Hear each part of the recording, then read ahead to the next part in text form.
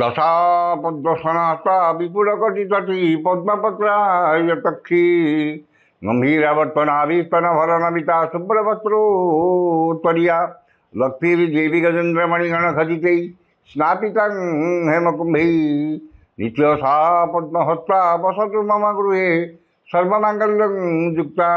জগজ্জননী মা মহালক্ষ্মী, নারায়ণ আদি জনের ইষ্টদেবতা শুক্রদেবতা, জগন্নাথ বলভদ্র সুভদ্রা, সুদর্শনজি চতুর্ধামূর্তি ଦେବତା, ଇଷ୍ଟଦେବୀ ମା ଜଗଜ୍ଜନନୀ ଖଣ୍ଡୁଆଳି, ଯେଉଁମାନେ ଆଜିର ଏ ଆଷ୍ଟ୍ର ସମ୍ବାଦର ଦୈନିକ ରାଶିଫଳ କାର୍ଯ୍ୟକ୍ରମଟି ଦେଖୁଛନ୍ତି ଶୁଣୁଛନ୍ତି, ସେମାନଙ୍କର ପାଇଁ ଆଜିର ଦିନଟି ସୁଖ ସମୃଦ୍ଧି, ମାନସିକ ପାରିବାରିକ ଶାନ୍ତି, ଉତ୍ତମ ସ୍ୱାସ୍ଥ୍ୟ ଓ ସମ୍ପଦର ଦିନ ହେଉ, ଏହା ହିଁ ଜଗନ୍ନାଥଙ୍କ ପାଖରେ କାମନା କରି ଆରମ୍ଭ କରୁଛୁ ଆଜିର ଆମର ଦୈନିକ ରାଶିଫଳ କାର୍ଯ୍ୟକ୍ରମ।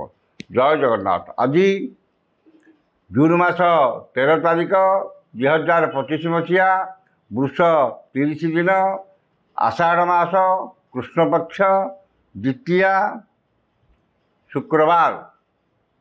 ଦ୍ୱିତୀୟା ତିଥି ଅପରାହ୍ନ 3ଟା 19 ମିନିଟ୍ ପର୍ଯ୍ୟନ୍ତ ରହିବ ଏବଂ ଏହାପରେ ତୃତୀୟା ତିଥି ଭୋଗ ହେବ। ଆଜିର ରାଶି ନକ୍ଷତ୍ର ପୂର୍ବାଷାଢ଼ ଧନୁ। ପୂର୍ବାଷାଢ଼ ନକ୍ଷତ୍ର ରାତ୍ରି 11ଟା 21 ମିନିଟ୍ ପର୍ଯ୍ୟନ୍ତ ରହିବ ଏବଂ ଚନ୍ଦ୍ର ଧନୁ ରାଶିରେ ଅହରାତ୍ର 60 ଦଣ୍ଡ ଅବସ୍ଥାନ କରିବେ। ଦ୍ୱିତୀୟା ତିଥି ଯୋଗୁଁ କଖାରୁ ଖାଇବା ମନା, ଖାଇଲେ ତ୍ରିହୀନ। ଅପରାହ୍ନ 3ଟା 19 ମିନିଟ୍ ପରେ ତୃତୀୟା ତିଥି ଭୋଗ ହେଉଥିବାରୁ 3ଟା 19 ମିନିଟ୍ ପରେ ପୋଟଳ ଖାଇବା ମନା, ଖାଇଲେ ଶତ୍ରୁ ବୃଦ୍ଧି। ଏ ରହିଥିଲା ଆଜିର ପଞ୍ଜିକା। ବର୍ତ୍ତମାନ ଜାଣିନେବା କେମିତି କଟିବ 12ଟି ରାଶିର ବ୍ୟକ୍ତିମାନଙ୍କର ଆଜିର ଦିନ। ପ୍ରଥମ ରାଶି ମେଷ ରାଶି। ମେଷ ରାଶି କୃଷ୍ଣପକ୍ଷର ନବମ ଚନ୍ଦ୍ର ଯୋଗୁଁ ଗୁରୁଜନଙ୍କ ସହ ବିବାଦ, କ୍ଷମତାଶାଳୀ ବ୍ୟକ୍ତିଙ୍କ ସହ ଶତ୍ରୁତା ଏବଂ ରାଜନୈତିକ ବ୍ୟକ୍ତିଙ୍କର ଆକ୍ରୋଶର ଶିକାର ହେବେ। ମନ ଅସ୍ଥିର, ବିଷାଦଗ୍ରସ୍ତ, ଚାପଗ୍ରସ୍ତ ରହିବ ଏବଂ ଅପମାନ, ଅପଯଶ, ଅପନିନ୍ଦା ମିଳିବ। ଉନ୍ନତିମୂଳକ କର୍ମରେ ପ୍ରତିବନ୍ଧକ, ଧାର୍ମିକ କର୍ମରେ ବିଘ୍ନ ଦେଖାଦେବ। ଆର୍ଥିକ ସ୍ଥିତି ବିଗିଡ଼ିଯିବ। ବାଣିଜ୍ୟ, ବ୍ୟବସାୟ, ପରିବହନରେ ମାନ୍ଦାବସ୍ଥା ଲାଗି ରହିବ। କର୍ମରେ ବିଫଳତା ଓ ସହକର୍ମୀଙ୍କର ଉପହାସର ପାତ୍ର ହେବେ। ଯେଉଁମାନଙ୍କର ଦ୍ୱିଜା ମେଷ, ସେମାନେ ସତର୍କତା ଅବଲମ୍ବନ କରିବେ। ଶୁଭ ରଙ୍ଗ ଲାଲ, ସଂଖ୍ୟା 3, ଆରାଧନା ପ୍ରଭୁ ହନୁମାନ। ବୃଷ ରାଶି ଅଷ୍ଟମ ଚନ୍ଦ୍ର ଯୋଗୁଁ ମନରେ ବିରକ୍ତି ଭାବ ଓ ଚିଡ଼ିଚିଡ଼ାପଣ ପ୍ରକାଶ ପାଇବ ଏବଂ ଚାଲି ଚଳନ, ବ୍ୟବହାର, କଥାବାର୍ତ୍ତା ଓ ସମସ୍ତ କର୍ମ ବିବାଦୀୟ ହେବ। ନିଶ୍ଚିତତାକୁ ପରିତ୍ୟାଗ କରି ଅନିଶ୍ଚିତତା ପଛରେ ପଶ୍ଚାଧାବନ କରିବେ ଏବଂ ସମସ୍ତ କର୍ମରେ ଭୁଲ ନିଷ୍ପତ୍ତି ନେବେ। ମନ ଅସ୍ଥିର, ବିଷାଦଗ୍ରସ୍ତ, ଚାପଗ୍ରସ୍ତ ରହିବ ଏବଂ ଶାରୀରିକ ପୀଡ଼ା ଭୋଗିବେ। ବାଣିଜ୍ୟ, ବ୍ୟବସାୟ, ପରିବହନରେ ଆୟଠାରୁ ବ୍ୟୟ ଅଧିକ ହେବ। କର୍ମରେ ବିଫଳତା ଓ କର୍ମ ପ୍ରତି ଅନାଗ୍ରହ ଭାବ ପ୍ରକାଶ ପାଇବ। ଯେଉଁମାନଙ୍କର ମୃଗଶିରା ବୃଷ, ସେମାନେ ସତର୍କତା ଅବଲମ୍ବନ କରିବେ। ଶୁଭ ରଙ୍ଗ ଧଳା, ସଂଖ୍ୟା 4, ଆରାଧନା ପ୍ରଭୁ ଶ୍ରୀରାମ। ମିଥୁନ ରାଶି ସପ୍ତମ ଚନ୍ଦ୍ର ଶୁକ୍ରବାର ଓ ଶୁକ୍ରଙ୍କର ନକ୍ଷତ୍ର ଭୋଗ ହେଉଥିବାରୁ ମନରେ ପ୍ରସନ୍ନତା, ଦାମ୍ପତ୍ୟ ଜୀବନରେ ମଧୁରତା, ଚାଲିଚଳନରେ ସଂଯମତା, ସମସ୍ତଙ୍କ ସହ ବନ୍ଧୁତା ଏବଂ ସମସ୍ତଙ୍କର ପ୍ରଶଂସାର ପାତ୍ର ହେବେ। ଆମୋଦ ପ୍ରମୋଦ, ମଉଜ ମଜଲିସରେ ଅଧିକ ଆଗ୍ରହ ରହିବ ଏବଂ ଅଧିକ ପଇସା ମଉଜ ମଜଲିସରେ ବ୍ୟୟ କରିବେ। ପରିଚିତ ମହିଳାଙ୍କ ଠାରୁ ସାହାଯ୍ୟ, ସହଯୋଗ, ଧନ ମିଳିବ ଏବଂ ମୂଲ୍ୟବାନ ଧାତୁ, ବସନ, ଭୂଷଣ, ସୌଖିନୀ ଘରୋଇ ଉପକରଣ କ୍ରୟ କରିବେ। ପୁତ୍ର, କନ୍ୟା, ଭାତୃଭଗ୍ନୀଙ୍କର ବୈବାହିକ କର୍ମର ଆୟୋଜନ କରିବେ କିମ୍ବା ପରିବାର ସହ କୌଣସି ବୈବାହିକ କର୍ମରେ ଯୋଗ ଦେବେ। ବାଣିଜ୍ୟ, ବ୍ୟବସାୟ, ପରିବହନରେ ଆୟ ଅତି ଉତ୍ତମ ହେବ। କର୍ମରେ ଆଶାଠାରୁ ଅଧିକ ସଫଳତା ଓ ସମ୍ମାନ ମିଳିବ। ଯେଉଁମାନଙ୍କର ଆର୍ଦ୍ରା ମିଥୁନ, ସେମାନେ ଉପକୃତ ହେବେ। ଶୁଭ ରଙ୍ଗ ସବୁଜ, ସଂଖ୍ୟା 12, ଆରାଧନା ଭଗବାନ ବିଷ୍ଣୁ। କର୍କଟ ରାଶି ଷଷ୍ଠ ଚନ୍ଦ୍ର ଯୋଗୁଁ ମନରେ ପ୍ରସନ୍ନତା, ଶରୀରରେ ସୁସ୍ଥତା, ପରିବାରରେ ମିତ୍ରତା, ସମସ୍ତଙ୍କ ସହ ବନ୍ଧୁତା, ଚାଲିଚଳନରେ ସଂଯମତା ଏବଂ ସମସ୍ତ କର୍ମରେ ସ୍ୱଚ୍ଛତା ଓ ସମୟାନୁବର୍ତ୍ତିତା ଆପଣାଇବେ। ପରୋପକାର, ସମାଜ ସେବା, ଧାର୍ମିକ କର୍ମରେ ଅଧିକ ଆଗ୍ରହ ରହିବ ଏବଂ ଯଶ, ସମ୍ମାନ, ସାମାଜିକ ପ୍ରତିଷ୍ଠା, ଜନସମ୍ପର୍କ ବୃଦ୍ଧି ପାଇବ। ବାଣିଜ୍ୟ ବ୍ୟବସାୟ ପରିବହନରେ ଆୟ ଅତି ଉତ୍ତମ ହେବ। କର୍ମରେ ଆଶା ଠାରୁ ଅଧିକ ସଫଳତା ଓ କର୍ମସ୍ଥାନର ସମସ୍ତ ବାଧା ବିଘ୍ନ ଓ ପ୍ରତିବନ୍ଧକ ଦୂର ହେବ। ଯେଉଁମାନଙ୍କର ପୁଷ୍ୟା କର୍କଟ ସେମାନେ ଉପକୃତ ହେବେ। ଶୁଭ ରଙ୍ଗ ସିଲଭର, ସଂଖ୍ୟା 3, ଆରାଧନା ମା ଭୁବନେଶ୍ୱରୀ। ସିଂହ ରାଶି, ପଞ୍ଚମ ଚନ୍ଦ୍ର ଯୋଗୁଁ ବିଦ୍ୟା ବୁଦ୍ଧି ଜ୍ଞାନ ଗାରିମା ପ୍ରତ୍ୟୁତ୍ପନ୍ନବତୀ ଦୂରଦୃଷ୍ଟି ଧୀଶକ୍ତି ସ୍ମରଣ ଶକ୍ତି ରୂପ ପାଇବ। ସନ୍ତାନମାନଙ୍କର ଚାଲି ଚଳନ ବ୍ୟବହାର କଥାବାର୍ତ୍ତା ଓ କର୍ମକୁ ନେଇ ଚିନ୍ତିତ ହେବେ। ପିତାମାତାଙ୍କ ସ୍ୱାସ୍ଥ୍ୟଗତ ସମସ୍ୟା, ପୈତୃକ ସମ୍ପତ୍ତିକୁ ନେଇ ବିବାଦ ଏବଂ ପାରିବାରିକ ବିବାଦ ଉଗ୍ର ରୂପ ଧାରଣ କରିବ। ମନ ଅସ୍ଥିର ବିଷାଦଗ୍ରସ୍ତ ଚାପଗ୍ରସ୍ତ ରହିବ ଏବଂ ଅପମାନ ଅପଯଶ ପରିନିନ୍ଦା ମିଳିବ। ବାଣିଜ୍ୟ ବ୍ୟବସାୟ ପରିବହନରେ ମାନ୍ଦାବସ୍ଥା ଲାଗି ରହିବ। କର୍ମରେ ବିଫଳତା ଓ ସହକର୍ମୀଙ୍କର ସହ ବିରୋଧର ଶିକାର ହେବେ। ଯେଉଁମାନଙ୍କର ପୂର୍ବ ଫାଲ୍ଗୁନୀ ସିଂହ ସେମାନେ ସତର୍କତା ଅବଲମ୍ବନ କରିବେ। ଶୁଭ ରଙ୍ଗ ଧଳା, ସଂଖ୍ୟା 6, ଆରାଧନା ମା ମାତଙ୍ଗୀ।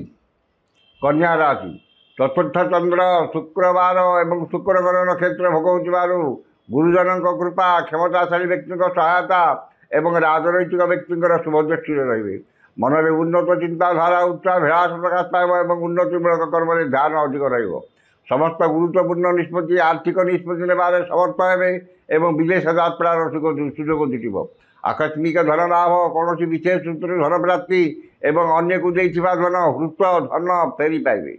ବାଣିଜ୍ୟ ବ୍ୟବସାୟ ପରିବହନରେ ଆୟ ଅତି ଉତ୍ତମ ହେବ। କର୍ମରେ ଆଶାଠାରୁ ଅଧିକ ସଫଳତା, ଉଚ୍ଚ ସମ୍ମାନ, ଉଚ୍ଚ ପଦବୀ ପ୍ରାପ୍ତ ହେବ। ଯେଉଁମାନଙ୍କର ଉତ୍ତରା ଫାଲ୍ଗୁନୀ ଓ ହସ୍ତା କନ୍ୟା ସେମାନେ ଉପକୃତ ହେବେ।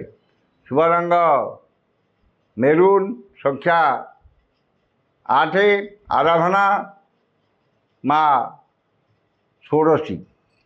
ତୁଳା ରାଶି, ଘାତ ଚନ୍ଦ୍ର ଯୋଗୁଁ ମନରେ ଅସ୍ଥିରତା, ପରିବାରର ମନମାଳିନ, ଯାନବାହନରେ ଖର୍ଚ୍ଚାନ୍ତ, ଆର୍ଥିକ କ୍ଷତି ଏବଂ ଆର୍ଥିକ ଠକାମିରେ ପଡ଼ିପାରନ୍ତି। ଚାଲି ଚଳନ ବ୍ୟବହାର କଥାବାର୍ତ୍ତା ଏବଂ ସମସ୍ତ କର୍ମ ବିବାଦୀୟ ହେବ ଏବଂ ବିନା କାରଣରେ ବହୁତ ବ୍ୟସ୍ତ ରହିବେ। ଉଚିତ କର୍ମରୁ ବିଚ୍ୟୁତ ହୋଇ ଅନୁଚିତ କର୍ମରେ ଆଗ୍ରହ ରଖିବେ ଏବଂ ସମସ୍ତ କର୍ମରେ ଭୁଲ ନିଷ୍ପତ୍ତି ନେବେ। ବାଣିଜ୍ୟ ବ୍ୟବସାୟ ପରିବହନରେ କ୍ଷତି ପହଞ୍ଚିବ। କର୍ମରେ ବିଫଳତା ଓ ସମସ୍ତ କର୍ମ କଣ୍ଟକ ସଦୃଶ ମନ ହେବ। ଯେଉଁମାନଙ୍କର ଚିତ୍ରା ଓ ବିଶାଖା ତୁଳା ସେମାନେ ସତର୍କତା ଅବଲମ୍ବନ କରିବେ। ଶୁଭ ରଙ୍ଗ କଫି, ସଂଖ୍ୟା 4, ଆରାଧନା ମା କମଳା। ବିଛା ରାଶି, କୃଷ୍ଣପକ୍ଷର ଦ୍ୱିତୀୟ ଚନ୍ଦ୍ର ଘାତବାର ଯୋଗୁଁ ଧନ କ୍ଷତି, ମାନସିକ ଅସ୍ଥିରତା, ପରିବାରର ମନମାଳିନ, ସୌଜନ୍ୟରେ ବିବାଦ, ଆର୍ଥିକ କ୍ଷତି, ଆର୍ଥିକ ଠକାମିରେ ପଡ଼ିପାରନ୍ତି। ମୂଲ୍ୟବାନ ପଦାର୍ଥ ନଷ୍ଟ କିମ୍ବା ହଜିଯାଇପାରେ ଏବଂ ଧନକୁ ନେଇ ବିବାଦ ଓ ମାଲିମକଦ୍ଦମାରେ ପଡ଼ିପାରନ୍ତି। ଅନ୍ୟଠାରୁ ଆଣିଥିବା ଧନ ଫେରାଇବାରେ ଅସମର୍ଥ ହେବେ ଏବଂ ଅନ୍ୟକୁ ଦେଇଥିବା ଧନ ପାଇବାରେ ବିଫଳ ହେବେ। ବାଣିଜ୍ୟ ବ୍ୟବସାୟ ପରିବହନରେ କ୍ଷତି ପହଞ୍ଚିବ। କର୍ମରେ ବିଫଳତା ଓ ସମସ୍ତ କର୍ମ ବିବାଦୀୟ ହେବ। ଯେଉଁମାନଙ୍କର ଜ୍ୟେଷ୍ଠା ବିଚ୍ଛା ସେମାନେ ସତର୍କତା ଅବଲମ୍ବନ କରିବେ। ଶୁଭ ରଙ୍ଗ ହଳଦିଆ, ସଂଖ୍ୟା 6, ଆରାଧନା ମା ବଗଳାମୁଖୀ। ଧନୁ ରାଶି, ଶ୍ରୀଚନ୍ଦ୍ର ଓ ଘାତବାର ଯୋଗୁଁ ଘାତବାରର ପ୍ରଭାବ ବିଶେଷ ରହିବ ନାହିଁ।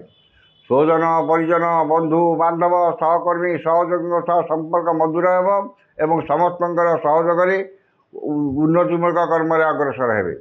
ମନରେ ପ୍ରସନ୍ନତା, ଚାଲିଚଳନରେ ସଂଯମତା, ବଚନରେ ମଧୁରତା ଏବଂ ସମସ୍ତଙ୍କର ଶ୍ରଦ୍ଧାର ପାତ୍ର ହେବେ। ପୁତ୍ର କନ୍ୟା ଭାତୃ ଭଗ୍ନୀଙ୍କର ବୈବାହିକ କର୍ମର ଆୟୋଜନ କରିବେ କିମ୍ବା ପରିବାର ସହ କୌଣସି ବୈବାହିକ କର୍ମରେ ଯୋଗ ଦେବେ। ବାଣିଜ୍ୟ ବ୍ୟବସାୟ ପରିବହନରେ ଆୟ ଯାହା ହେଲେ ମଧ୍ୟ ମନରେ ଆତ୍ମସନ୍ତୋଷ ଆତ୍ମତୃପ୍ତି ରହିବ।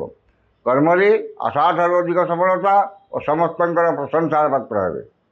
ଯେଉଁମାନଙ୍କର ମୂଳା ଓ ଉତ୍ତରାଷାଢ଼ା ଧନୁ ସେମାନେ ଉପକୃତ ହେବେ।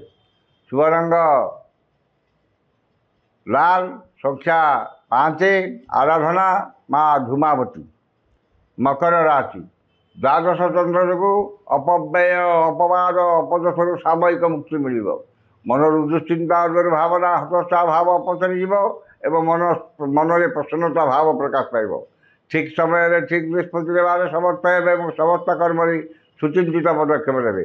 ଖର୍ଚ୍ଚ ପ୍ରତି ଅନାଗ୍ରହ, ସଞ୍ଚୟ ପ୍ରତି ମନରେ ଆଗ୍ରହ ପ୍ରକାଶ ପାଇବ ଏବଂ ଆୟର କିଛି ଅଂଶ ସଞ୍ଚୟରେ ବିନିଯୋଗ କରିବେ। ବାଣିଜ୍ୟ ବ୍ୟବସାୟ ପରିବହନରେ ଆୟ ଅତି ଉତ୍ତମ ହେବ। କର୍ମରେ ଆଶାଠାରୁ ଅଧିକ ସଫଳତା ଓ ସମସ୍ତ କର୍ମ ଆଜି ଆପଣଙ୍କ ପାଇଁ ସହଜ ହେବ। ଯେଉଁମାନଙ୍କର ଉତ୍ତରାଷାଢ଼ ଓ ଶ୍ରବଣ ମକର ସେମାନେ ଉପକୃତ ହେବେ। ଶୁଭ ରଙ୍ଗ କଳା, ସଂଖ୍ୟା 11, ଆରାଧନା ଜଗଜ୍ଜନନୀ ମା କାଳୀ।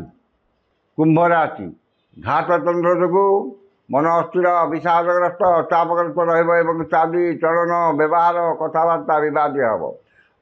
ଧନକୁ ନେଇ ବିବାଦ, ମାଲି ମକଦ୍ଦମାରେ ପଡ଼ିପାରନ୍ତି ଏବଂ ମୂଲ୍ୟବାନ ପଦାର୍ଥ ନଷ୍ଟ କିମ୍ବା ହଜି ଯାଇପାରେ। ଧନ କ୍ଷତି, ମାନସିକ ଅସ୍ଥିରତା, ପରିବାରରେ ମନୋମାଳିନ୍ୟ, ସୌଜନ୍ୟରେ ବିବାଦ ଏବଂ ପଦସ୍ଥ ଅଧିକାରୀଙ୍କର ରୋଷର ଶିକାର ହେବେ। ବାଣିଜ୍ୟ ବ୍ୟବସାୟ ପରିବହନରେ କ୍ଷତି ପହଞ୍ଚିବ ଏବଂ କର୍ମରେ ବିଫଳତା ଓ ସମସ୍ତ କର୍ମ ବିବାଦୀୟ ହେବ। ଯେଉଁମାନଙ୍କର ଧନିଷ୍ଠା କୁମ୍ଭ ସେମାନେ ସତର୍କତା ଅବଲମ୍ବନ କରିବେ। ଶୁଭ ରଙ୍ଗ ବାଇଗଣୀ, ସଂଖ୍ୟା 6, ଆରାଧନା ମା ଭୈରବୀ। ଶେଷ ରାଶି ମୀନ ରାଶି। ଦଶମ ଚନ୍ଦ୍ର ଓ ଘାତ ବାର ଯୋଗୁଁ ସମସ୍ତ କର୍ମରେ ଶୁଭଫଳ ମିଳିଲେ ମଧ୍ୟ ମନରେ ଆତ୍ମସନ୍ତୋଷ, ଆତ୍ମତୃପ୍ତି ମିଳିବ ନାହିଁ। କର୍ମରେ ଉନ୍ନତି କରିବା ପାଇଁ ଏବଂ କର୍ମରେ ସୁଧାର ଆସିବା ପାଇଁ ନୂତନ ଯୋଜନା ପ୍ରସ୍ତୁତ କରିବେ ଏବଂ ସେଥିରେ ସଫଳତା ପାଇବା ପାଇଁ ନିଜକୁ ପ୍ରସ୍ତୁତ କରିବେ। କର୍ମ ପ୍ରତି ଏକାଗ୍ରତା, ଆନ୍ତରିକତା ଅଧିକ ରହିବ ଏବଂ ଭାଗ୍ୟ ଅପେକ୍ଷା କର୍ମରେ ଅଧିକ ବିଶ୍ୱାସ ଓ ଗୁରୁତ୍ୱ ଦେବେ। ବାଣିଜ୍ୟ ବ୍ୟବସାୟ ପରିବହନରେ ଆୟ ମଧ୍ୟମ ହେବ। କର୍ମରେ ସଫଳତା ଶୀର୍ଷରେ ରହିବ। ଯେଉଁମାନଙ୍କର ଉତ୍ତରା ଭାଦ୍ର ମୀନ ସେମାନେ ଉପକୃତ ହେବେ। ଶୁଭ ରଙ୍ଗ ଲାଲ, ସଂଖ୍ୟା 11, ଆରାଧନା ମା ଧୂମାବତୀ। ଏ ରହିଥିଲା 12ଟି ରାଶିର ଆଜିର ରାଶିଫଳ। ସମସ୍ତ ରାଶିର ବ୍ୟକ୍ତିମାନେ ଦିନଟି ଶୁଭ ହେବା ପାଇଁ ଉକ୍ତ ମନ୍ତ୍ରଟି ଋଷ୍ୟାଦି କରି ପାଠ କରନ୍ତୁ। ଋଷ୍ୟାଦିଟି ହେଲା ଓଁ ଅଶ୍ଚେତ୍ରୀ ଶୁକ୍ର ମହାମନ୍ତ୍ରସ୍ୟ ଭରଦ୍ୱାଜ ଋଷି ଅନୁଷ୍ଠୁପ ଛନ୍ଦଃ ଅଦ୍ୟ ଦିବସ ଦେବତାଧିପତି ଶୁକ୍ର ଦେବତା ସୁବୃତେ ଶୁକ୍ର ଦେବତା ମନ୍ତ୍ର 178 ସଂଖ୍ୟକ ମନ୍ତ୍ର ଜପେ ବିଞ୍ଜୋଗ। ଋଷ୍ୟାଦିଟି ଥରେ କରିବେ ଏବଂ ମନ୍ତ୍ରଟି ହେଲା ଓଁ ହିଂ ଶ୍ରୀଂ ଶୁକ୍ରାୟ ନମଃ। ଏ ମନ୍ତ୍ରକୁ ସକାଳେ 108, ସନ୍ଧ୍ୟାବେଳେ 108 ପାଠ କରନ୍ତୁ। ନିଶ୍ଚିତ ଭାବରେ ଦିନଟି ଆପଣଙ୍କର ମଙ୍ଗଳମୟ ଏବଂ ଶୁଭମୟ ହେବ। ଆଜି ତ ସମୟ ସରିଯାଇଛି, ଆସନ୍ତାକାଲି ଦେଖା ହେବ ଠିକ୍ ଏହି ସମୟରେ। ବିଦାୟ ଦିଅନ୍ତୁ। ଜୟ ଜଗନ୍ନାଥ।